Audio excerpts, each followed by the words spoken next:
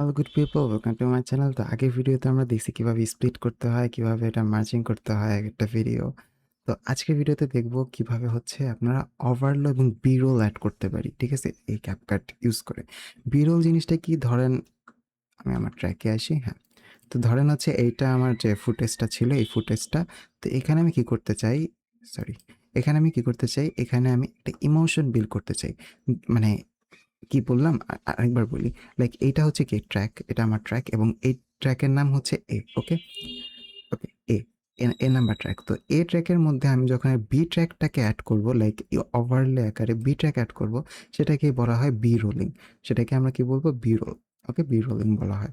তো এটাই ওভারলে, এবং ওভারলে যখন এই এ ট্র্যাককে এ ট্র্যাকের উপর নির্ভর করে, মানে বি ট্র্যাকে রাখা হয় এবং বি ট্র্যাক এ ট্র্যাকের সাথে কানেক্টেড থাকে। হ্যাঁ, ইমোশন বিল্ড করে এবং কানেকশন বিল্ড করে, তখন এটা বি রোলিং বলা হয়।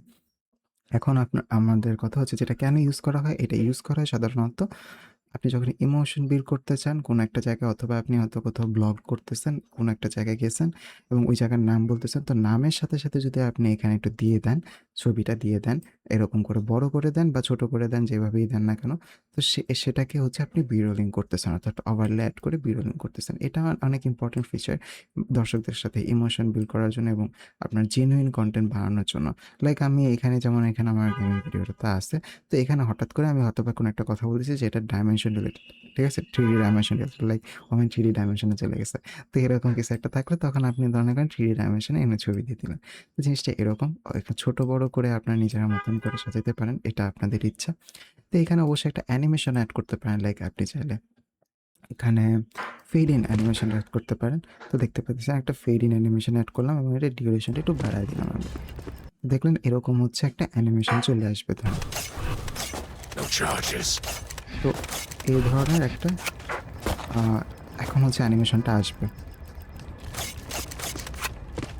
এই যে ঠিক এই ধরনের একটা অ্যানিমেশন আসবে। তো এখানে অনেকগুলো অ্যানিমেশন আছে, আউট অ্যানিমেশন আছে, ইন আউট অ্যানিমেশন আছে। অ্যাডজাস্ট করে নিতে পারেন আপনার কালার, আপনি চাইলে নিজের মতো করে কালারগুলোকে অ্যাডজাস্ট করে নিতে পারেন, এটা আপনার ইচ্ছা সম্পূর্ণ।